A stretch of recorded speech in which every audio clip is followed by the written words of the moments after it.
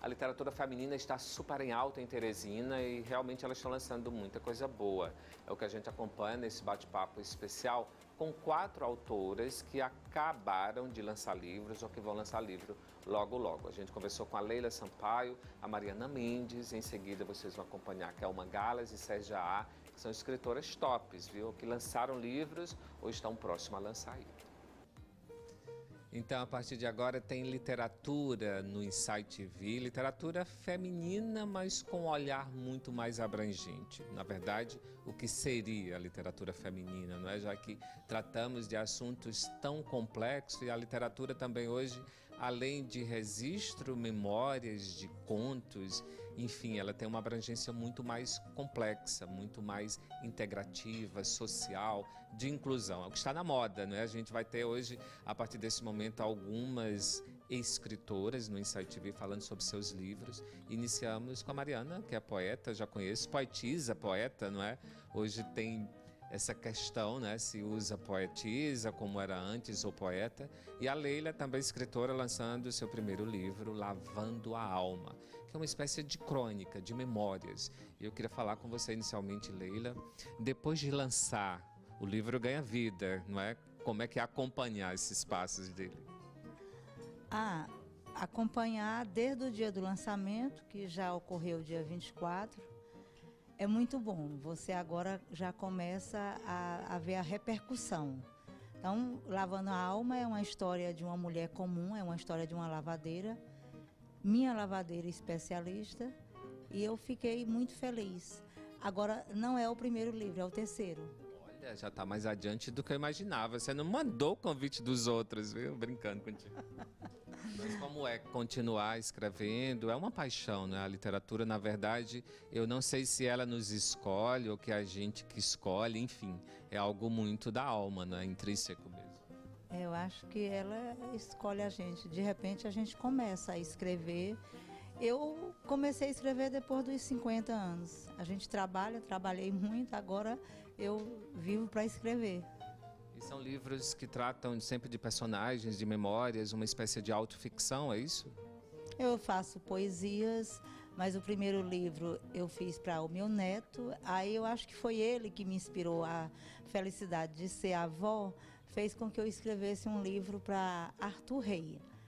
Daí depois veio um livro que foi uma homenagem, Dona da Vida, para minha mãe, mas onde também eu coloquei para homenagear as mulheres. E aí fiz aquela homenagem bem singular mesmo para minha mãe. E agora a história de Dona Belinha, que é uma história que encanta. Viu? De superação, uma história real mesmo, ou você também usou o processo de autoficção mesmo, né? De dramatização, como é que foi isso? Não, Dona Belinha é uma história real. Dona Belinha foi uma mulher que foi feita para o sacrifício. Então, a história dela é sim de superação e ela encanta pela beleza da história, de como ela construiu uma vida, uma mulher pobre, mas que de uma grandeza, de uma nobreza muito grande. Então, eu me encantei com isso e fiz assim um acordo com ela que eu escreveria. Ela já não está mais entre a gente, Dona Belinha já faleceu. Está viva agora nos livros, né? Ficou agora ela está eterna aí nesse livro. E você, Mariana, como é escrever poesia, não é? Você viu que na explicação para falar de você eu usei poetisa. Isso é um questionamento que se faz muito hoje, porque teve mulheres ao longo da história da literatura que preferiram ser chamadas de poetas. No seu caso, como é que é isso? Eu acho que, assim, como escritora, acho que uma das primeiras coisas que eu gostaria de passar para quem lê e para quem quer me conhecer como escritora é o conforto. Então chame como quiser, poetisa, poeta. E o seu livro mais recente é Amaríssimo, né? Foi lançado no Salip, é isso? Esse aqui eu lembro. Esse aqui é o primeiro. Esse é o primeiro, Amaríssimo. Ele foi lançado aqui em Teresina, na Livraria Anchieta. Depois foi para a Feira do Livro em Portugal, foi lançada lá em Lisboa. em 2015, e no Salip. Assim que eu voltei, a gente lançou no Salip também. Participamos do bate-papo literário, que foi uma coisa incrível. Salip, todo mundo sabe que é um evento que estimula muito, né, os escritores locais a mostrar o seu trabalho. Então a gente teve a oportunidade de mostrar o Amaríssimo. Por sinal, você começou muito bem em Portugal e hoje o intercâmbio na literatura brasileira e portuguesa, né, luso-brasileira, é muito forte, né? Você tem contatos lá, profissionais? Como é que está esse sentido lá? Você está deixando mais para o Piauí, Brasil, o seu trabalho? Na verdade, eu sou uma filha, né, meia filha portuguesa, né? Eu tenho família lá, minha família materna é toda portuguesa. Então, na verdade, a ideia de colocar o livro lá aconteceu por acaso, porque a gente vai com alguma frequência visitar a família e acabei conhecendo por acaso pessoas na moda que me indicaram para pessoas da Feira do Livro. Então, aconteceu por acaso e agora em junho a gente vai para lançar o Caldeirão, que foi o trabalho logo, é recente. isso? Vai ser lançado agora em junho? Vai. No Salip. No Salip a gente ainda não sabe, em Portugal com certeza. Portugal, olha só, viu, gente? Ela está priorizando Portugal, tá vendo só? Primeiro lá, depois que vem pro Piauí. Nem é prioridade, é calendário somente. Mas o Caldeirão é o quê? Poesias Caldeirão, também, ou crônicas?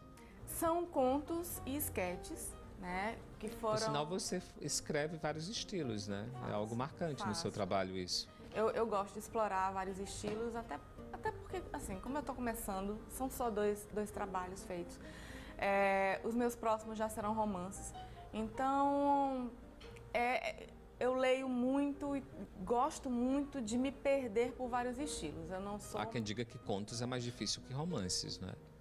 Ou não? O que é que você diria? Já que você está evoluindo ou involuindo nesse sentido, eu não sei qual é o seu estilo.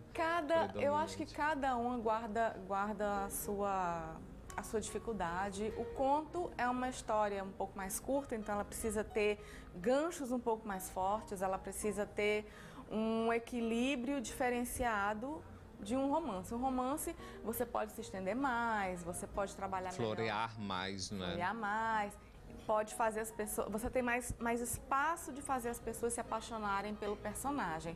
Porém, se esses personagens não forem muito bem construídos, aí a tragédia acontece. Então, assim, cada gênero guarda a sua dificuldade. Olha só, o nosso quadro de hoje tem café, então fiquem à vontade, viu, Leila? Tá Mariana, tá uma delícia, viu? Maravilhoso. Por sinal, eu acho que quase tudo combina com literatura, não é, Leila? Café, vinhos, água, viagens, casa, enfim, tudo. A literatura cabe em todos os lugares da vida e todos os momentos. Sim, o café e o vinho e tudo que traz felicidade e harmonia. Para saber qual é o seu próximo trabalho, já tem algo em mente ou ainda está em torno desse livro, o trabalho? A gente, quando termina, já fica com a cabeça assim em efervescência.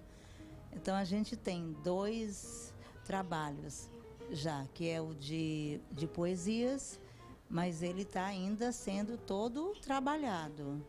E também tem uma outra história que eu vou contar. Como é que é a sua relação com o processo criativo, hein, Mariana? Olha, eu procuro, primeiro, como eu já falei, eu leio bastante. Agora que eu estou um pouco afastada da psicologia, estou me dedicando muito à literatura. Então eu leio muito. Eu acho que um autor que não lê é como você querer ser um médico sem passar pela prática, né, de residência. Quer dizer, você faz, mas acho que fica uma coisa muito incompleta, até porque a gente aprende muito lendo os outros. Eu tenho autores que eu adoro, e estou sempre aprendendo alguma coisa com eles. A elegância do Scott Fitzgerald, a irreverência do Charles Bukowski. Então, são autores que aqui e ali você vai entendendo um pouco mais do estilo. Não é que você copie, eu não gosto dessas homenagens, eu não gosto disso. Mas você ganha uma inspiração que te alimenta. E dá para aperfeiçoar melhor e até descobrir o seu próprio estilo, né? Exatamente, Através de um outro olhar. Então, assim, me alimento de pintura, adoro livros de pintura, viagem, um espaço bonito. Então, eu acho que a beleza em geral, o que está associado à cultura, a cultura no sentido daquilo que te enaltece os sentidos, que te inspira, que te alimenta, essa cultura, ela me constrói muito enquanto pessoa com coisas a contar, com coisas a criar, né? E aí a criatividade faz o resto. A gente já tem também um tempinho de estrada, então vai coletando uma coisa daqui, uma coisa dali, vai transformando. Faz parte, né? Obrigado por estar aqui com a gente. Eu vou te agradeço. acompanhar nos próximos passos, quiçá em Portugal, né? Mas tá tão aí, tão em cima. Quem sabe no Piauí mesmo, né, Mariana? Mas Portugal seria ótimo ter sua companhia Eu lá. acho que eu vou em agosto. Que pena que é julho, não é isso? É junho. É junho, Início pois de- é. Iva, a gente também tem um bookstagram chamado Toca da Leitura. Então, quem tem Instagram, quiser acompanhar nosso trabalho no Toca da Leitura, a gente faz resenhas de livros e a gente faz campanhas para valorizar o autor nacional, principalmente o autor independente, né? É um processo muito custoso e muito complicado você escrever de maneira independente. Então, quem quiser conhecer o trabalho, procura a gente no Toca da Leitura, que a gente soma forças e tenta promover a literatura local e nacional por lá. E é um trabalho muito legal que a gente está fazendo agora. Obrigado de encontrar os seus livros.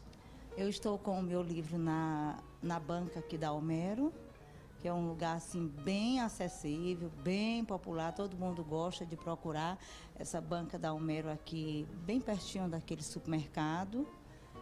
E estou também com ele ali na Campos Sales, na Sopro Divino, também quem quiser procurar. E o livro é baratinho, é R$20, então dá para a gente poder ler e ver uma história boa, uma história comum, de uma mulher comum, uma história simples e que a gente se apaixona por ela. Então, gente, complementando a nossa série de hoje, Mulheres na Literatura, a gente tem a Sérgia, que é professora, funcionária pública, aposentada. Hoje ela se dedica à literatura. E a Kelma, que é professora de jornalismo, comunicação, jornalista e escritora agora, lançando o seu primeiro livro, viu? Depois de uma experiência grande no campo digital, né? Em plataforma digital. E agora ela tomou coragem, viu? Porque talento ela tem para escrever o primeiro livro, que é Espelhos e Miragem. É um livro de gênero. Eu queria que você falasse um pouco para a gente disso. Eu chamo de literatura identitária porque ela diz respeito a uma identidade que é pouco explorada dentro da literatura, que é a identidade lésbica, e é voltada para temas LGBTs, porque não só essa identidade. Evidentemente, eu sou pesquisadora desse campo, né? Sou professora, pesquisadora e trabalho muito em pesquisa acadêmica. Eu digo, bom, agora está na hora de eu lançar um livro que eu já tinha lançado em 2005, num momento muito propício aqui dentro do cenário nacional, que é discutir essas identidades emergentes, que muita gente fala, mas muitas vezes não entende na perspectiva do próprio sujeito. Aí eu digo, bom, esse livro tem uma missão, é mostrar, por exemplo, como essa identidade surge, como ela se desdobra, quais são os dilemas e paradoxos que você vai encontrar no campo social. Então eu digo, é agora, né? Tem uma missão social, de inclusão, não é? Esse trabalho também, mas são obras cada vez mais segmentadas, não é, Ana? Isso também não dificulta o processo da divulgação de uma causa? É só um questionamento jornalístico, não como escritor. A minha causa como escritora é o seguinte, eu sou também envolvida com movimentos sociais, eu me sinto meio ativista, porque no meu grupo de pesquisa eu trabalho tanto o ativismo como a pesquisa acadêmica, no sentido de que reverter o problema da homofobia, da LGBTfobia, que mata muito no Brasil. Então, muitas vezes as pessoas elas não entendem e tornam esse corpo, esse indivíduo um objeto, ou seja, alguém que pode ser matável, que não merece viver, porque não entende a subjetividade, não entende o caráter dessa identidade. Aí eu imaginei, bom, vamos fazer um paradoxo aí com os quadrinhos da década de 70.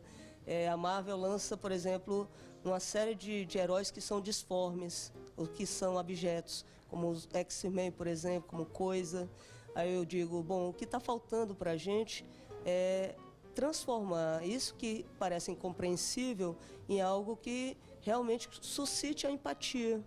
Eu digo, bom, eu tenho um livro sobre isso, então eu vou lançar, porque isso ajuda a entender, por exemplo, que esse indivíduo não é alguém desumano, ele é desumanizado.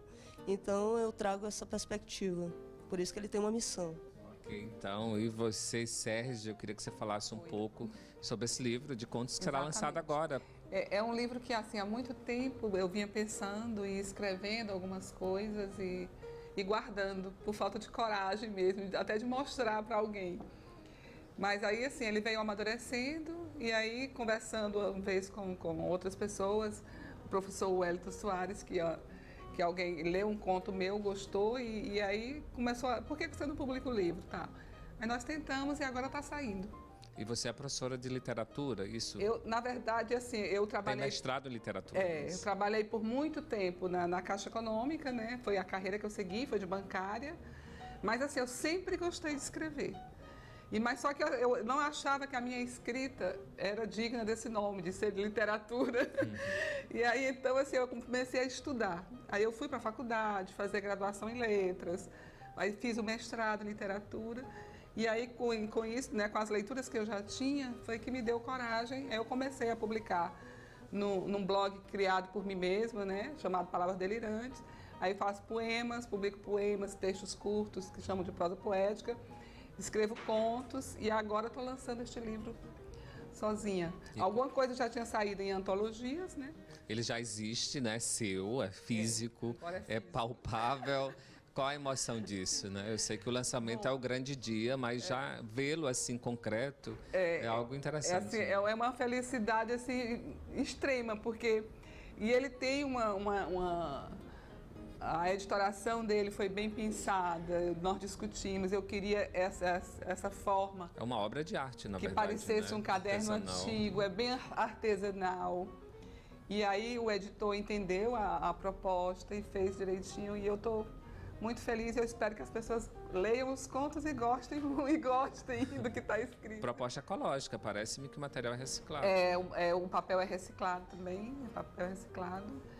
E também porque, assim, ele é um livro, são contos que os personagens viveram na década de 60, 70, a angústia daquele período, né, de ditadura, e, assim, são personagens que estão agora no novo milênio repensando isso, né, e de alguma forma as histórias não deixam de ser atuais para o momento político que a gente vive hoje. A Ana já fez questão de dizer que não é autoficção, não é? Mas os livros sempre trazem algo da gente. Claro. É impossível você separar o processo da escritura do que você pensa realmente. Os autores, eles são muito reconhecidos pela sua forma de pensar. É impossível você se distanciar do que você está escrevendo, né? Em algum momento você aparece de que maneira eu apareço aí? Bom, nas coisas que eu gosto. Então eu gosto de música, eu gosto de literatura, eu gosto de quadrinhos, eu gosto de... conhecimento também, não é sobre isso? Eu fui jornalista da área cultural, então, quando eu escrevi esse livro, todas essas paixões se cruzaram nessa personagem que conta o livro na primeira pessoa, que é a Ana Paula, e ela é uma criatura que gosta desse universo. E, por outro lado, a outra criatura também está em outro universo cultural, então esses dois universos se cruzam. O do rock, da MPB, da literatura, da arte plástica. Então, é um caldeirão de referências culturais aí também. Onde encontrar os seus livros? Na Livraria Anchieta e na Entre Livros, talvez. Ok. E você, Kelma, onde achar os seus livros? Quem desejar pode também adquirir na editora que eu publico, que é a Vira Letra, em São Paulo. Muito fácil de achar. E também na Amazon, vai estar lá. Tem muita coisa boa, né, Kelma? Tá na hora do Piauí ler o Piauí, assistir o Piauí, ouvir o Piauí. Estou falando de arte em geral, que as pessoas daqui não valorizam tanto como deveria. Eu acho que deveria ser muito e muito mais. Essa é uma forma de trazer vocês e pedir para as pessoas lerem, indicarem. Gente, por favor, né? Eu acho... Puxão de orelha aqui, literário. Nós temos grandes autores piauienses que desdobraram-se dentro do cenário nacional, não precisa nem citar, mas recentemente passou um documentário sobre o Torquato Neto, que grande parte da geração ouve falar do Torquato, mas não sabe quem foi essa figura. E esse documentário, de certa maneira, resgatou essa importância. E a gente não deve esquecer que esses autores foram publicados sistematicamente pelo Cineas durante muito tempo, resgatando esses autores que muitas vezes a gente lia no paradidático, não sabia onde é que eles estavam. Mas é um trabalho muito importante e a gente, inclusive, eu defendo a autopublicação, entende? Não só uma editora. Assim que a gente começou, eu, por exemplo, né, tive coragem, nasceu primeiro, segundo. Quem sabe agora eu consigo uma editora. Enfim, tudo é um trabalho de processo, de conquista mesmo. Eu defendo a autopublicação porque muitas vezes as editoras elas têm um foco muito, como eu diria, estrito naquilo que elas acham que vão fazer sucesso e ela não sabe exatamente o que o público quer. É aquele tipo de coisa. Se soubesse, né, vendia tudo, só best-seller, não é assim.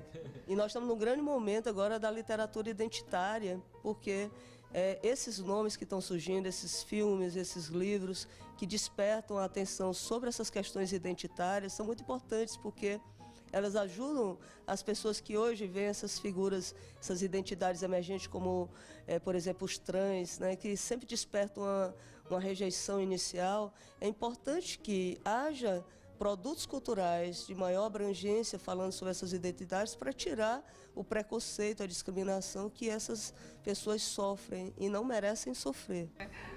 Eu só gostaria de lembrar assim, que já que a gente está falando dessa chamada, tem muita gente nova, muito boa, produzindo muita coisa boa. Eu descobri isso na universidade, né? Quando eu estava fazendo mestrado, encontrei muita gente assim, que tinha idade, isso é minha filha, meu filho, né? E foi muito bom trocar essa troca. Tem muito poeta bom, muito poeta, tanto masculino como feminino. Tem muita gente boa começando a escrever e que precisa de oportunidade, precisa de serem lidos e de oportunidade de publicação. Ok. Vamos ler mais para que a gente possa trazer aqui esses personagens e indicar isso para vocês. Esse é o nosso papel, né, de jornalista, de escritor. Obrigado, Kelma. Obrigado, Sérgio. Obrigado para as duas anteriores, a Mariana e a Leila. Ou seja, o programa de hoje está super cultural. Obrigado, viu, amores? Foi lindo. Muito obrigada pela oportunidade aqui de divulgar meu trabalho. Obrigada a vocês também por isso.